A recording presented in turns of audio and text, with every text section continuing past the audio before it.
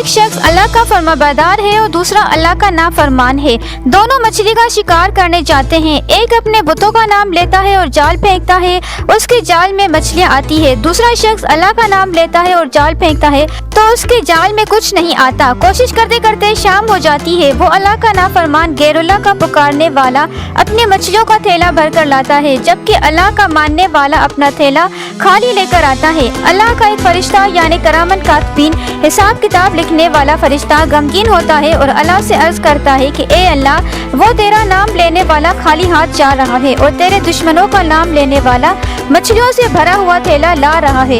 اس پر اللہ تعالیٰ فرشتے کو ان دونوں کا آخرت میں ٹھکانہ دکھاتے ہوئے کہتا ہے کہ یہ دیکھ، جو مچھلیاں لا رہا ہے اس کا ٹھکانہ جہنم ہے، تو اب مچھلیاں اس کے کس کام کی، اور جو خالی ہاتھ آ رہا ہے اس کا ٹھکانہ جنت ہے اور اس کا کوئی بدل نہیں۔ سبحان اللہ۔